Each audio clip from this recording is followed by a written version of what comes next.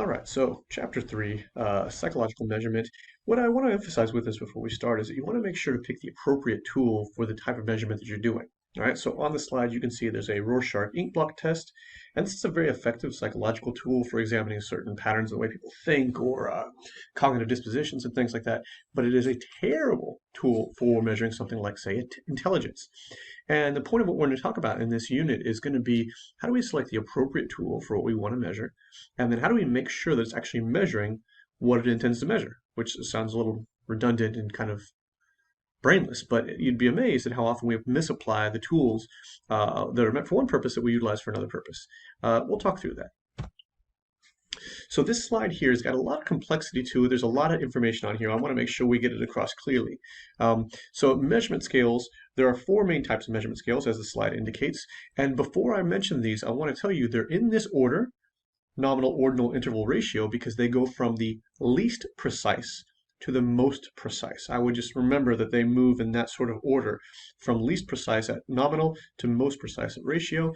And maybe a good way to remember it is NOIR. The letters of the first letter of each of the types is spells noir, which means black in French. I don't know. It's a word, so I don't know. It just always makes me think, but that's how I remember it.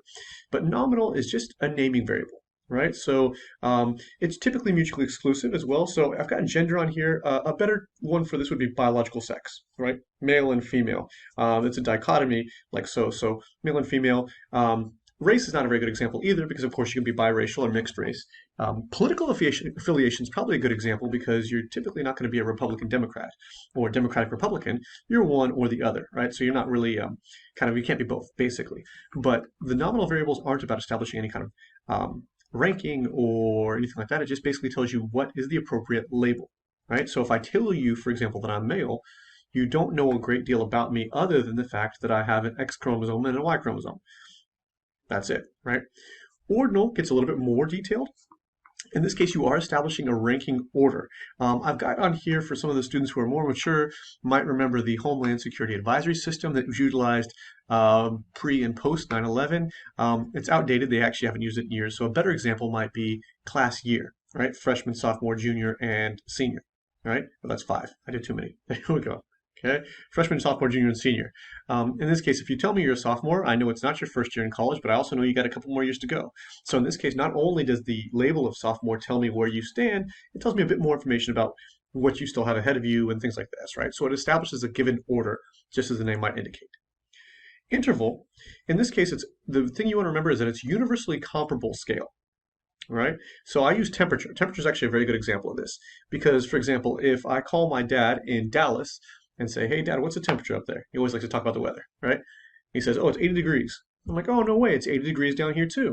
The 80 degrees in Dallas and the 80 degrees in Houston are the same. And I know what you're thinking, especially if you live in Houston and have done for a while. You're like, "Ah, wait, but the humidity." Yes, I know. Forget about humidity for a second if you can. Forget about it for a second. The temperature itself is going to be universally comparable. So 80 degrees out there and 80 degrees here is the same as 80 degrees in California, is the same as 80 degrees in New York. 80 degrees is 80 degrees, right? What I want to add to this, it doesn't say it on the slide, but it actually, interval scales don't actually have an achievable zero, right? And I know what you're thinking too. You might think, well, it can be 0 degrees outside, right? It can be 0 degrees outside. It doesn't happen in Houston a whole lot, but it can do, right? This doesn't mean that 0 degrees is an absence of heat, right? So if you think of temperature as a measurement of heat, relative heat, 0 degrees does not mean there is no heat. It simply means that there's very little heat, right? And you might say, aha, what about 0 degrees Kelvin? Well, at one point that was considered absolute zero, but recent research has indicated that in fact you can go below that. It's actually not the absolute that we once knew it as. So keep in mind, interval does not have an achievable zero. The fourth kind, ratio, is going to be basically a scale. It's an interval scale, but it's actually two interval scales, kind of top and bottom, right? So essentially you're comparing two scales. It does have an achievable zero as well. So the example I like to use is miles per hour, right? Speed is nothing more than a function of distance over time, right? So if you're going 100, you're going 100 miles over the period of an hour, right? So in this case, you do have an achievable zero. So for example, right now, I'm going to sit here and lecture, record these lectures like so, not getting up from my chair. If I do this for an hour, I will have gone 0 miles per hour. There's nothing not absolute about that. I have achieved 0 miles per hour. Facts, right? So in contrast to the interval, I can have 0 miles per hour. Beats per minute, for example, too. Of course, you don't want to have 0 beats per minute because then you're not, you're probably dead, right? But in this case, the number of times your heart beats over a given amount of time, which is minutes, right? A minute or whatever, right?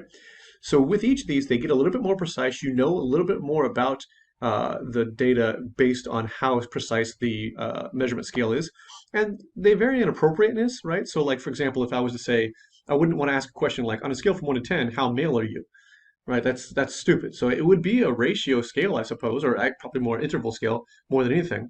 But that's not appropriate for the data, right? I would actually rather do a nominal and say, please indicate your biological sex, and then you pick one of the two in that case. Okay, so measurement scales, I would keep an eye on this one just because it's foundational for a lot of the methodology that we'll do in the future. Observational methods. So you can actually obviously conduct this. I'm going to throw all the bullet points on at the same time. Oops, excuse me. There we go. You can conduct research where there's not actually a survey, there's not actually an instrument. You're simply observing the phenomenon of the behavior or the person or whatever. And it comes in a few different flavors. And this is actually very effective if trying to simulate a behavior or simulate an environment isn't very helpful. Likewise, if a questionnaire wouldn't be a very effective methodology, use observation. Nothing wrong with observation, all right? So first thing you want to consider is, will it be naturalistic or will it be contrived, right? So if I want to know about hippos, for example, right, I could go to sub-Saharan Africa and study hippos, right? Hide amongst the reeds in the swamps and in the rivers, right? And watch hippos do what hippos do, right? This would be a very naturalistic observation. I go to where hippos exist in their natural environment, right? Likewise, I could actually just go to the Houston Zoo and just stand there, eat my popcorn, drink my Dr. Pepper, and watch the hippos, right? Either one. That would be more of a contrived setting. Hippos don't normally live in Houston. They don't normally live in an enclosed area. They're not basically meant to be in, not cages, but they're not meant to be in zoos. They don't exist in zoos normally, right? Not in nature. That's a contrived observation. The trade-off for this is naturalistic is going to produce a great deal of very accurate data. I am where the hippos live, watching what the hippos do, enjoying the hippos and all their hipponess. However, the trade-off is I have zero control, right? If one of those hippos decides that they don't like me near where they are, they can just kill me, right? Likewise, there's probably malaria mosquitoes flying around everywhere that could easily kill me. There's crocodiles that could easily kill me. Maybe there's people around who don't want me there either. They could easily kill me. Point is, in naturalistic observation, I usually have minimal control, if any, right? Good data, no control. However, if I look the other direction, contrived settings, right? In that case, I have a lot of control. If I'm at the zoo, I know the hippo's not going to attack me because I'm behind a safe wall, can stand there, eat my popcorn, don't have to worry about malaria, right? In relative safety and comfort. But the data's not going to be the same because hippos, when they are enclosed, when they're in captivity, they don't do what hippos normally do. They don't act like they would act if they were in nature, right? So not as accurate data, but more control. This is the trade-off between naturalistic and contrived. Right? Side point, by the way, hippos kill more people than lions, tigers, and bears combined every year. So just throwing it out there, just throwing it out there. They're dangerous for herbivores. Disguised observation versus non-disguised is another layer to it, right? So non-disguised is like if I was at the zoo, the hippo can see me, it knows that I'm there, it's aware of me, right? But likewise, if I went to Africa, sub-Saharan Africa, to observe them, I might be just in a boat watching the hippos. So the hippo knows that I'm there. The hippo's aware that I'm there. The problem with that is the behavior could change because they know they're being observed. Whereas with disguised, I could actually hide, put on some sort of like camouflage, hide among the reeds, and the hippos wouldn't know I was there. Therefore, I, as the experimenter or the observer, wouldn't interfere with their behavior, right? So I can get more accurate data with disguised observation than I can with non-disguised, right? So the take home, of course, is that you want naturalistic disguised observation so that you can get the most accurate data. Right. Behavioral recording can take a few different techniques. It could be with regard to like just recording notes. It can be audio recordings, video recordings. Obviously, in the age of GoPros, that's probably the best way to go about it. And what we always want to do is make sure we get good, reliable observational methods, which we'll talk about more as we move through the chapter. So I've already mentioned naturalistic and I've already mentioned contrived, right? Participant observation is a third wrinkle in this sort of methodology. Participant observation is where you're actually going to kind of submerge yourself or immerse yourself into what you're observing. So the lady in the middle picture there, her name is Margaret Mead. She was a famous anthropologist, and she was known for going and living amongst certain indigenous cultures, right? As she is in that picture.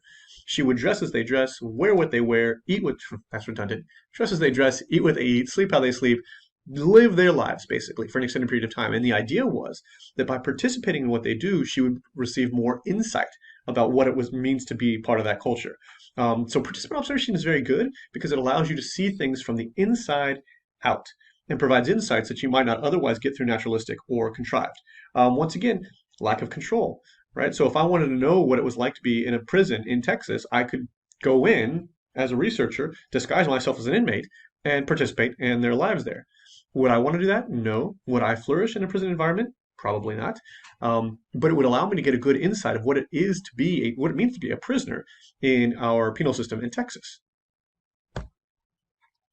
So going back to the disguised versus non-disguised, right? So the disguise can come in a couple of different variations. Disguised observation can include knowledgeable informants.